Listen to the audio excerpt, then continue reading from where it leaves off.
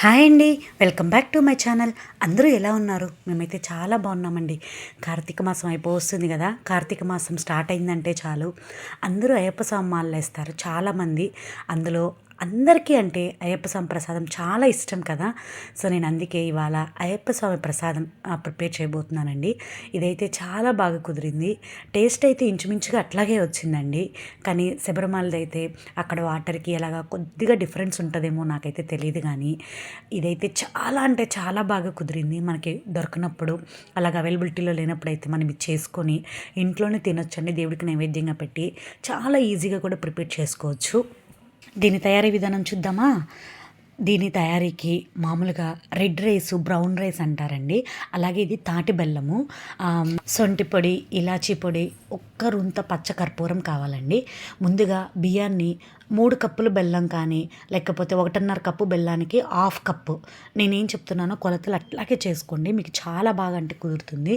1.5 cup బెల్లం ఉంది అంటే 1/2 కప్పు పైన 1/2 కప్కి కొద్దిగా పైనకి బియ్యం వేసుకోండి. బియ్యం వేసుకొని నానపెట్టుకోవాల్సిన పని లేదండి. కొద్దిగా నెయ్యి వేసుకొని ఆ నెయ్యిలో బియ్యము వేసేసుకొని వాటర్ పోసేసి, అంటే మీరు మామూలుగా ఈ రెడ్ రైస్ ఉడకడానికి అయితే కొంచెం టైం పడుతుంది.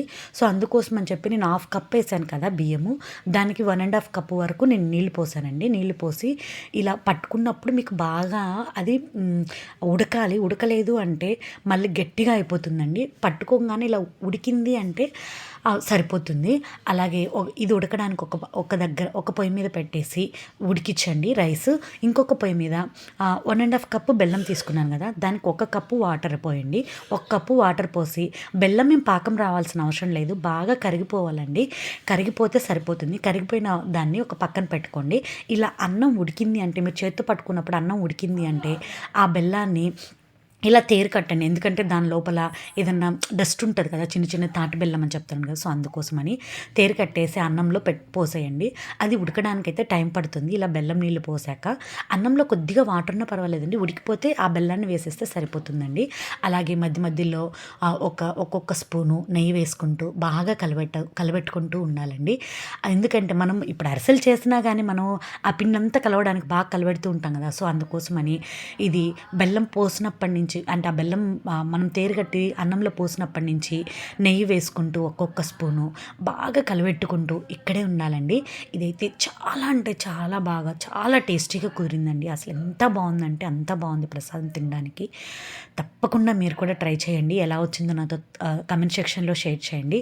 చూడండి, ఇలా ఒక్కొక్క స్పూన్ వేసుకుంటూ బాగా ఈ బెల్లం పాకం అనేది దగ్గరకు పడాలి అంటే మీరు 2 చేతులతో ఇలా పట్టుకున్నారు అంటే అది ఉండాలి. చూడండి, నేను ఇలాచీ పొడి వేసాను. ఇలాచీ పొడి, అలాగే సొంటి పొడి, ఒక 1/2 టేబుల్ స్పూన్ మాత్రమే ఇలాచీ పొడి, ఒక 1/2 టేబుల్ స్పూను సొంటి పొడి, కొద్దిగానే వేయాలండి. పచ్చకర్పూరం ఎక్కువ వేశారు అంటే చేదొస్తుంది.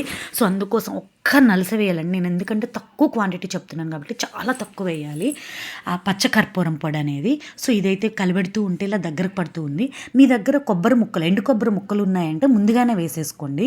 బెల్లం వేసేటప్పుడు నేనేంటంటే కొద్దిగా కొబ్బరి పొడి వేసానండి, తురిమి ఆ పొడి వేసాను, సరిపోతుంది. ఇలా అయినా కానీ అన్నంలో కలిసిపోయి మీకు ఒక టేస్ట్ అనేది చాలా బాగా వస్తుందండి. అందుకోసమని వేసాను. కొద్దిగా 1/2 టేబుల్ స్పూన్, 1 టేబుల్ స్పూన్ మాత్రమే కొబ్బరి పొడి వేసాను. కొబ్బరి పొడి వేసి ఇలా కలిపెడుతూ ఉండాలండి. ఎందుకంటే అడుగంటుంది, ప్లస్ గట్టి పడిపోతూ ఉంటుంది కదా. గట్టి పడకుండా, అడుగంటకుండా ఇలా కలుపుతూనే ఉండాలి దాన్ని. చూడండి, ఇది పచ్చకర్పూరము, ఒక్క నలస మాత్రమే వేయాలి. ఎక్కువ వేసేయాలంటే ఆ ప్రసాదం చేదైపోతుంది, మంచిగా అనిపించదు. కొద్దిగా వేస్తే సరిపోతుంది అంతే. చూసారా, ఎంత సింపుల్గా ఈజీగా ఈ ప్రసాదాన్ని ప్రిపేర్ చేసుకోవచ్చు. అలాగే ఇంకొక టేబుల్ స్పూన్ గీ కూడా వేసేసి బాగా కలపండి. కలిపి ఇప్పుడు ఒక్కసారి ఆ పాకం అంటే జస్ట్ ఇలా అంటుకునింది అంటే తీగ పాకం అంటారు కదా, అది వచ్చేసిందంటే చాలండి. స్టవ్ కట్టేసుకొని సర్వ్ చేసుకోవడమే. చూస్తారా ఎంత సింపుల్గా ఈ ప్రసాదం చేసుకోవచ్చో.